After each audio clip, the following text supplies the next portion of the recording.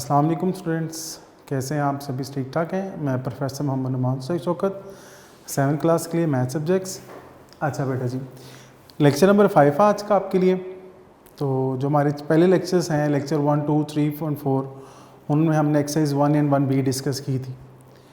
अच्छा, उनमें कुछ क्वेश्चंस थे जो मुझे था यकीनन आप के ज़हन में होंगे। एक दो चीज़ें मैं थोड़ी सी यहाँ रिपीट समझने करवा देता हूँ कि जैसे कि हमने सेट के बारे में बात की थी। सेट के बारे में हमने क्या बात की थी? लेट्स सपोज ए सेट है, ए बी एंड सी। तो मेरा बेटे जी आपने देखा होगा कि हमने सेट को हमेशा कैपिटल अल्फ़ाबेट से शो करना है। सेट को नेम दिया जाएगा कैपिटल अल्फ़ाबेट से, और उसमें अगर एलिमेंट्स आ जाते हैं अल्फ़ाबेट्स, तो उसमें अगर एलिमेंट्स या उसके जो मेंबर्स होते हैं अगर वो आ जाते हैं अल्फ़ाबेट्स, तो तब हम अल्फ़ाबेट्स को स्मॉल अल्फ़ाबेट से शो करेंगे। Is it clear? एक तो ये बातें थी। अच्छा, फिर आप लोगों को मैंने कुछ बातें बताई थी सेट्स के अलावा। जब हम बात कर रहे थे डिसजॉइंट सेट की, डिसजॉइंट सेट में हमने क्या कहा था कि अगर किसी का दो सेट्स का इंटरसेक्शन एम्प्टी सेट आ जाता है तो फिर वो सेट्स, ये दोनों सेट्स कौन से होंगे? Disjoint sets. अच्छा, फिर हमने बात की थी ओवरलैपिंग सेट की।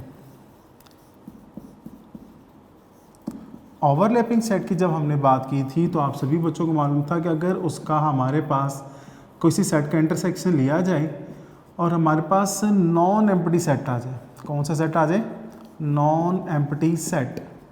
तो नॉन एम्प्टी सेट का मतलब है कि कोई ना कोई एलिमेंट तो कॉमन आया होगा, तो वो ओवरलैपिंग सेट थे।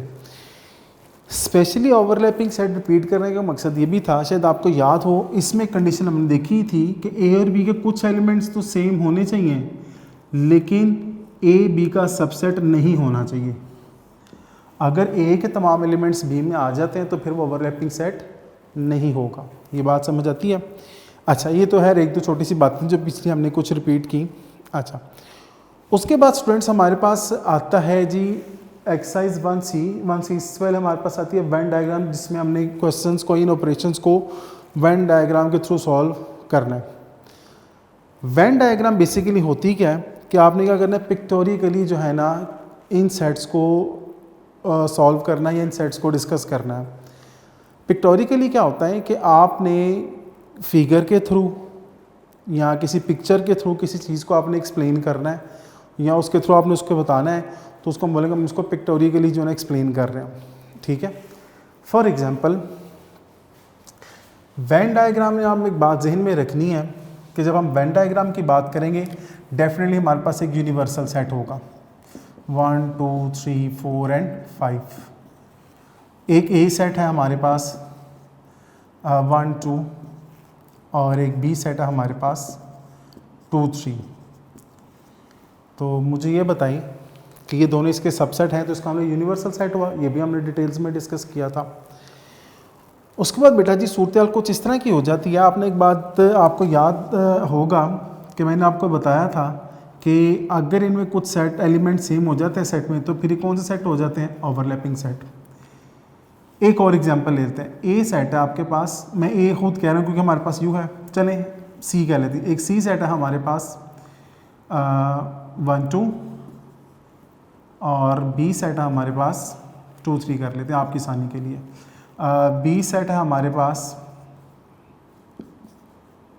4 एंड 5। तो मेरा बेटा बताएं क्या ये एलिमेंट्स मैच कर रहे हैं? नहीं कर रहे हैं, हमारे पास डिसजॉइंट सेट्स आ जाते हैं। मैंने तो अभी आपको बताया कि ये हमारे पास ओवरलैपिंग है, ये डिसजॉइंट्स है, ये दो बातें मैंने डिस्कस की हैं। लेकिन वेन डायग्राम में हमने किस तरह इसको लेके चलना है? सबसे पहली बात, हमने सबसे पहले एक रेक्टेंगल ड्रा करनी है। रेक्टेंगल्स मीन जो बेसिकली यूनिवर्सल सेट को इंडिकेट कर रही है। किसको इंडिकेट कर रही है? यूनिवर्सल सेट को। वेन डायग्राम में आप लोग जब बुक में भी देखेंगे तो यूनिवर्सल सेट को हमने हमेशा किसे शो करना है? रेक्टेंगल से शो करना। अच्छा, फिर उसके बाद आपके पास, चलें इसके, अब मुझे बताएं ए सेट हमारे पास क्या है? 1, 2। चलें जी मैं ए सेट लिखता हूँ जी 1 एंड 2, ये ए सेट आ गया मेरे पास। बी सेट हमारे पास क्या है? 2, 3। बी सेट हमारे पास क्या है? 2, 3। तो मेरा बेटा इस डायग्राम पे थोड़ा सा गौर कीजिएगा। मैंने ए में 1, 2 लिखा और बी में लिखा 2, 3। तो आपने देखा होगा इसमें कुछ ऐसा पोर्शन जो दोनों में कॉमन आ रहा है। समझ आ रही है बात की? ये मेरे पास कंडीशन आ जाती है कि ओवरलैपिंग सेट्स आ जाते हैं। अगर मैंने वेन डायग्राम के थ्रू बताएं जी ओवरलैपिंग सेट्स कौन से होंगे, ये मैंने आपको बता दिए हैं। अच्छा, ये तो मैंने आपको जस्ट अभी एग्जांपल दिया है कि वेन डायग्राम में क्या होगा, हमारे पास एक रेक्टेंगल होगी और उसमें सर्कल्स या ओवल शेप में हमने क्या करना है, सेट्स को शो करना है। वेन डायग्राम बेसिकली है कि ये बात समझ आती है। अब इनके मैं ऑपरेशंस की तरफ आता हूँ कि ऑपरेशंस हैं क्या। तो इसको मैं रेज करता हूँ।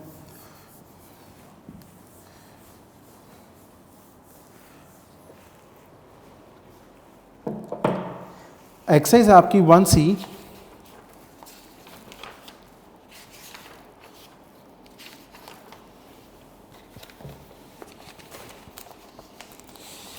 क्वेश्चन नंबर 1 है आपका। Question exercise 1C question number 1। उसने बोला है कि represent the following sets by using Venn diagram. Using Venn diagram. अच्छा जी, सेट हमारे पास क्या है, यू हमारे पास है set of all provinces of Pakistan. Provinces of Pakistan. Okay जी, ये हमारे पास आ गया। फिर ए सेट आपके पास पंजाब, बी सेट आपके पास सिंध, हाँ जी सिंध, और उसके बाद बलूचिस्तान।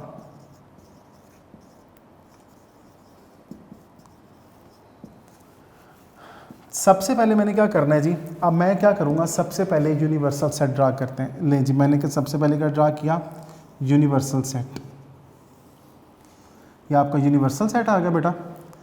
अब मुझे बताएं ए सेट हमारे पास क्या है। चलिए, ये मेरे पास ए सेट आ जाता है। उसमें क्या आता है, पंजाब। चलिए जी, मैं लिखता हूँ पंजाब। फिर क्या आता है, सिंध। मैंने लिख दिया सिंध। अच्छा जी, उसके बाद आता है जी बलूचिस्तान। चलिए जी, बलूचिस्तान भी लिख दिया। पीछे हमारे पास रह जाते हैं खैबर पख्तूनख्वा। चले, मैं उसको KPK लिख देता हूँ जी, KPK। और फिर गिलगित बल्तिस्तान आता है, गिलगित बल्तिस्तान। अच्छा जी,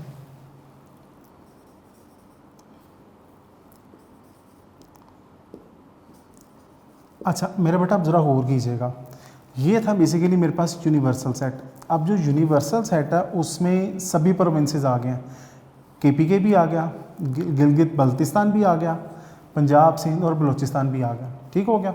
लेकिन हमने ये डायग्राम क्या करना था, बेसिकली इस दोनों सेट्स को डायग्राम्स के थ्रू शो करना था। तो मैंने क्या किया कि जो ए सेट था उनमें कौन कौन से प्रोविंसेस थे, पंजाब, सिंध एंड बलूचिस्तान। तो मैंने इन दोनों सेट्स को वेन डायग्राम के थ्रू शो कर दिया है। अब आपके पास आता है क्वेश्चन नंबर 2। क्वेश्चन नंबर 2 में उसने क्या बोला है, कहता है write the elements of set U A and B from the following Venn diagram. चले, ए पार्ट है।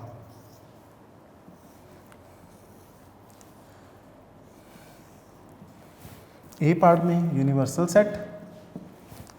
ए हमारे पास सेट क्या है जी, PQ। बी सेट हमारे पास क्या है, RST। और रिमेनिंग एलिमेंट्स क्या है जी, L, M, N and O। कहते हैं जो आपको डायग्राम दी गई ना, इस डायग्राम के थ्रू आपने बताना है कि यूनिवर्सल सेट कौन सा होगा, ए सेट क्या होगा, और फिर बताना है कि बी सेट क्या होगा। ठीक है जी, चलें करते हैं। मेरा बेटा सबसे पहले बताएं, जो यूनिवर्सल सेट आता है उसमें तो तमाम एलिमेंट्स आ जाते हैं। तो देखो L, M, N, O, P, Q, R, S, T। L, M, N, O, P, Q, R, S, N, T। इसी तरह जब ए सेट लिखेंगे तो मुझे बताएं ए वाले इस शेप में या इस सर्कल में, इस ओवल शेप में कौन कौन से एलिमेंट्स आ रहे हैं, P एंड Q। और अब फिर हम बी की बात करते हैं। तो बी में क्या आ जाएगा आर एस एन टी, ले जी R S N T. Clear होगी बात। ये था हमारा क्वेश्चन नंबर 2। क्वेश्चन नंबर 2 में हमने क्या करना था कि हमारे पास ये फिगर बताई गई थी और इस फिगर में ए सेट था, बी सेट था और कंप्लीट यूनिवर्सल सेट था। तो मैंने क्या किया कि पहले यूनिवर्सल सेट लिखा। अब यूनिवर्सल सेट में सभी एलिमेंट्स हैं जो ए और बी है वो डेफिनेटली यूनिवर्सल सेट में मौजूद हैं। L M N O, remaining क्या आएगा पी क्यू और then R S N T. ये मेरे पास कंप्लीट यूनिवर्सल सेट आ गया। फिर ए सेट आ गया पी क्यू और फिर बी सेट आ गया R S N T. Is it clear students. अब नेक्स्ट हमारे पास आता है क्वेश्चन नंबर 3। क्वेश्चन नंबर 3 बहुत इंपॉर्टेंट है और आसान सा है। मेरा बेटा आप लोगों ने मैक्सिमम फोकस करना है इस क्वेश्चन के ऊपर। क्लियर होगी बात। ये जो बच्चे इधर घूम रहे हैं ना, कोशिश करें वापस आके बैठें और इस क्वेश्चन को समझें। क्वेश्चन नंबर 3 में उसने क्या बोला है? क्वेश्चन नंबर 3 में उसने कहा है find the union intersection and difference of the following set. हमने यूनियन फाइंड आउट करना है। सेकंड केस में इंटरसेक्शन फाइंड आउट करना है और देन डिफरेंस। चलें करते हैं जी। अब हमारे पास जो फर्स्ट पार्ट है ए पार्ट है उसमें यूनिवर्सल सेट क्या दिया हुआ है 0 2 4 6 8 10 12। 0 2 4 6 8 10 एंड 12। ए सेट क्या हमारे पास 2 6 और उसके बाद बी क्या हमारे पास 2 4 6 8। अच्छा बेटा जी मैं फिर बता रहा हूँ ये पार्ट ज़रा अपने फुल कॉन्सेंट्रेशन के साथ समझना है। अगर ये समझ आ गया तो समझो आपको वेन डायग्राम क्लियर या फिर रिमेनिंग पार्ट समझने में बड़ी आसानी हो जाएगी। सबसे पहले आता है यूनियन। तो मेरा बेटा मुझे ये बताएं जो ए यूनियन बी है तो ए सेट क्या हमारे पास 2 6 और बी सेट क्या हमारे पास 2 4 6 8। 2 4 6 8। अच्छा यूनियन लेंगे तो डेफिनेटली एलिमेंट्स को हमने कंबाइन करके लिखना है। तो मुझे बताएं ए 2 भी इसमें मौजूद है और 6 भी इसमें मौजूद है। तो फिर हम अरेंज करके लिख लेते हैं। यूनियन में तो हमने सभी एलिमेंट्स को लिखना होता है। ये मेरे पास आ जाता है ए यूनियन बी। ये मेरे पास क्या आ जाता है ए यूनियन बी। चलें दूसरी बात, क्या ए के तमाम एलिमेंट्स बी में मौजूद हैं? तो क्या ए बी का सबसेट है? क्योंकि ए के तमाम एलिमेंट्स किस में मौजूद हैं बी में मौजूद है। अब आते हैं जी ए यूनियन के वेन डायग्राम। अब ये देखिए सबसे पहले आपके पास आएगा यूनिवर्सल सेट। सबसे पहले क्या आएगा यूनिवर्सल सेट। अब मुझे बताएं आपके पास ए सेट क्या है 2 6 और बी सेट क्या है 2 4 6 8। तो रिमेनिंग कौन से एलिमेंट आ जाएंगे 4 एंड 8। Any problem? अच्छा 2 4 6 8। अब ये जो यू है बेसिकली यूनिवर्सल सेट है तो 2 4 6 8 के अलावा 2 4 6 8 के अलावा क्या आएगा 0 10 12। 0 10 12। मैंने यूनिवर्सल सेट के भी तमाम एलिमेंट्स लिख दे। कैसे 0 2 4 6 8 10 12। अब ये जो है ये हमारे पास ए सेट है और ये हमारे पास बी सेट है। ये बात समझ आ गई। अब यूनियन का मतलब क्या होता है? यूनियन का मतलब हमारे पास फाइनल आंसर क्या था 2 4 6 8। 2 4 6 8। तो इसका मतलब 2 4 6 8 में ये सभी सेट मैं क्या करता हूँ इन सभी को शेडिंग कर देता हूँ। ये सभी को क्या कर देता हूँ शेडिंग। तो ये जो मैंने स्लांट शेप में लाइंस ड्रा की हैं बेसिकली ये शो कर रहा है कि हमारे पास फाइनल आंसर क्या आया था यूनियन बी का 2 4 6 8। तो मैंने उस सारे पार्ट को शेड कर दिया यानी कि बी के पूरे सेट को। Is it clear? अच्छा सेकंड केस हमारे पास आता है A intersection B. A intersection B. चलें ए इंटरसेक्शन बी। तो ए सेट क्या आपके पास 2 6। ठीक है जी। साइन ऑफ इंटरसेक्शन बी क्या है 2 4 6 8। 6 8। तो मेरा बेटा बताएं कॉमन क्या आ रहा है हमारे पास जस्ट 2 एंड 6। ये मेरे पास आ गया A intersection B. A intersection B क्या आ रहा है 2 एंड 6। ठीक है, वेन डायग्राम सबसे पहला हमारा क्या काम होगा, हमने क्या ड्रा करना है जी, यूनिवर्सल सेट। सारी डायग्राम 100% सेम होगी, लेकिन हमने शेडिंग किसको करना है, मेरा बेटा गौर कीजिएगा। सबसे पहले हमारे पास ए सेट क्या है जी, 2 6, उसके बाद हमारे पास बी सेट क्या आ जाता है, 2 6 4 8, और मीनिंग क्या आया था, 0 10 एंड 12। तो मुझे आप बताएं कि जो हमने A intersection B find out किया, तो हमारे पास कौन सा पोर्शन कॉमन में आ रहा है, या फाइनल क्या आंसर आया, 2 6। तो मैंने सिर्फ 2 6 को शेडिंग कर दिया। इज इट क्लियर, ये बात समझ आई आप सभी को। यूनियन में क्या आता है, सभी एलिमेंट्स को कंबाइन करके लिखना होता है। तो देखो मैंने पूरे बी को शेडिंग किया। जब इंटरसेक्शन की बात आई तो फिर कॉमन क्या था, 2 6, जो बेसिकली कौन सा सेट बन रहा है, ए सेट। कौन सा सेट बन रहा है, ए सेट। इज इट क्लियर, ये बात समझ आ गई सभी को। अच्छा, तो मैंने सिर्फ ए वाले सेट को शेडिंग कर दिया। एक बात आपने ज़हन नशीन करनी है, वो ज़हन नशीन क्या करनी है, अगर ए सबसेट है बी का, इसका मतलब ए के तमाम एलिमेंट्स किस में है, बी में, तो जब हम A union B find out करेंगे तो डेफिनेटली बी सेट आएगा, और जब A intersection B find out करेंगे तो ए सेट आएगा। ये एक आपको ऑब्जेक्टिव समझ लें, एक आपकी एमसीक्यू समझ लें। क्लियर होगी बात। अच्छा, अब तो मैंने आपको बता दिया यूनियन का भी और इंटरसेक्शन का। नेक्स्ट कौन सा केस आ रहा है, डिफरेंस का। अब हमने a minus B and b minus A find out करना है। अच्छा जी, चलिए जी हम बात करते हैं अब डिफरेंस की। क्वेश्चन नंबर 3 ही है, डिफरेंस।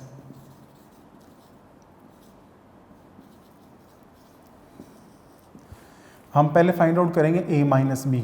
तो a सेट क्या है मेरा बेटा जी, 2 6, माइनस b सेट क्या है, 2 4 6 8। मैंने ए सेट भी लिख दिया और बी सेट भी लिख दिया।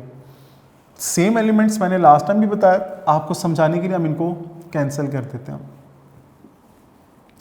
तो कौन से एलिमेंट्स आएंगे, नो एलिमेंट, एम्प्टी सेट आ रहा है आपके पास। ठीक है जी, चलें जी वेन डायग्राम की तरफ आते हैं।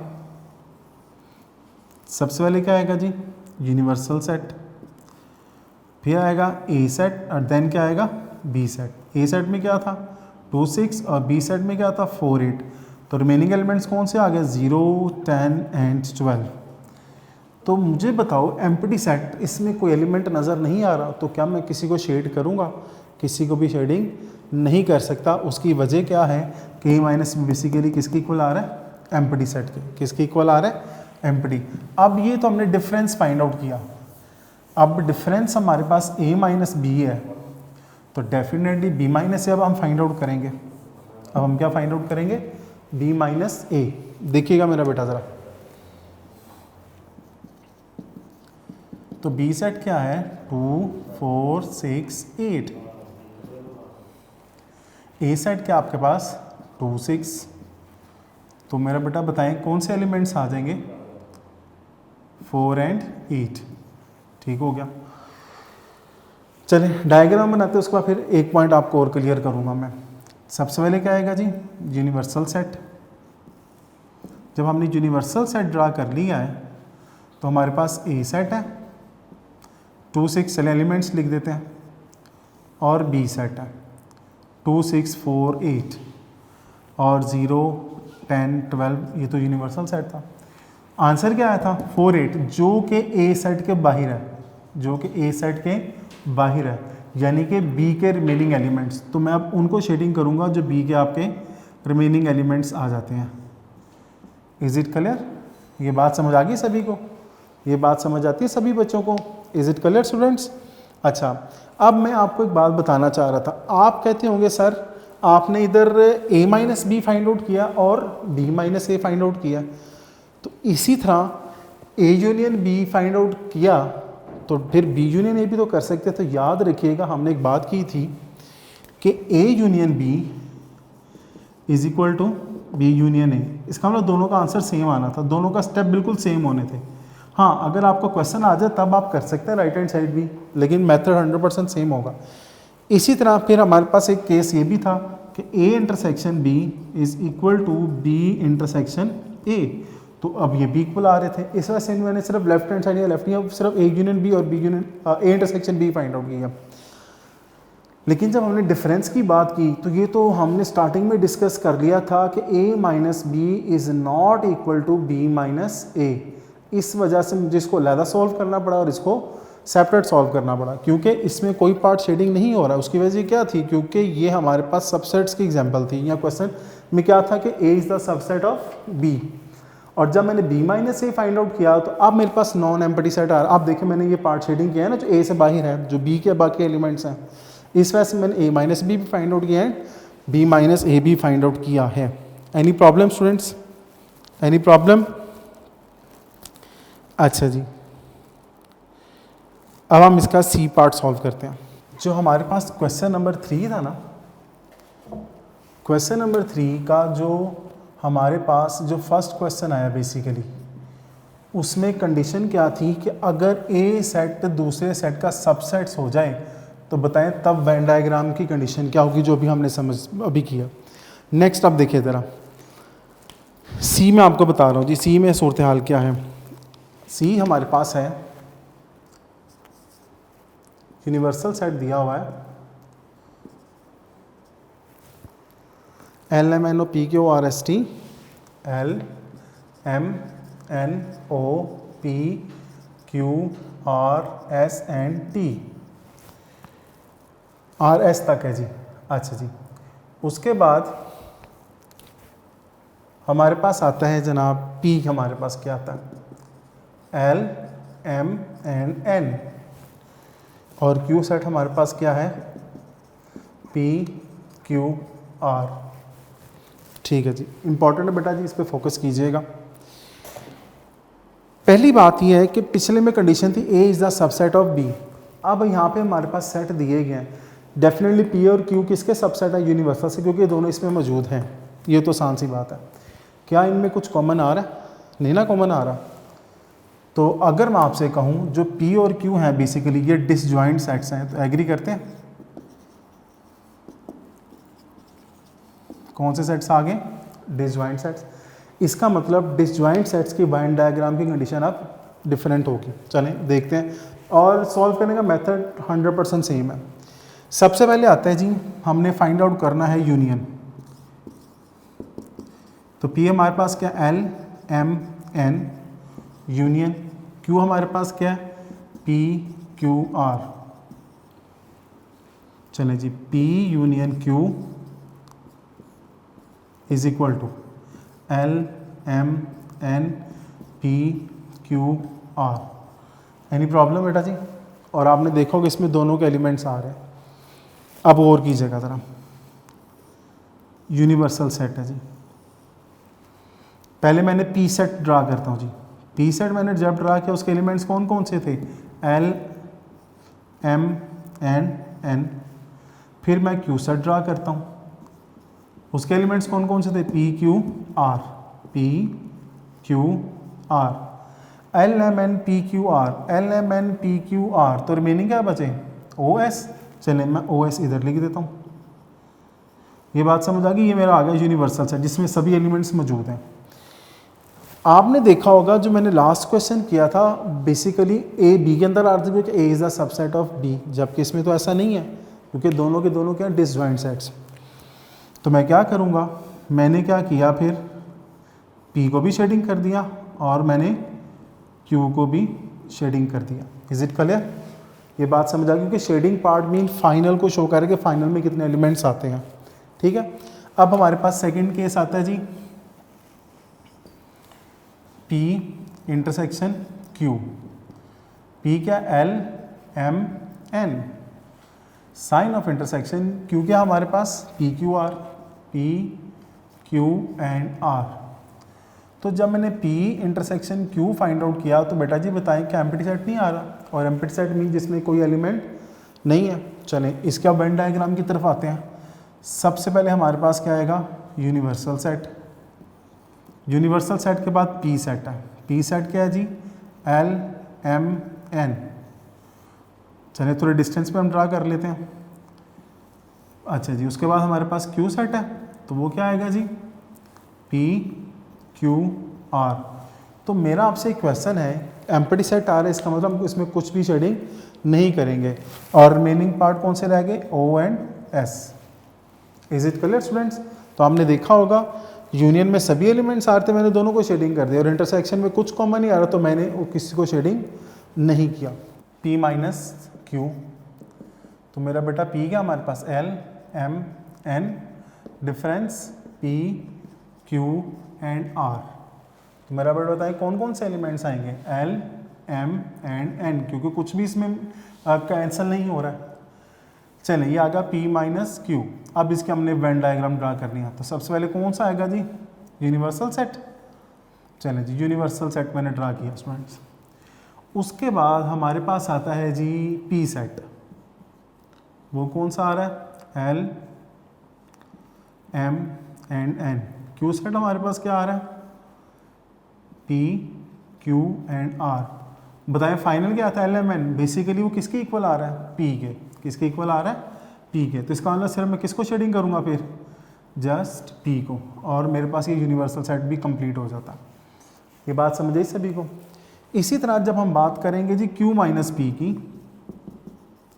तो Q सेट हमारे पास क्या है, P Q R, और माइनस P सेट क्या हमारे पास, L M एंड N। तो कुछ मैच कर रहा नहीं, वो मैच कर रहा, तो इसका मतलब कौन से एलिमेंट्स आएंगे, P Q एंड R। अब इसकी भी हमने वेन डायग्राम बनानी है जी।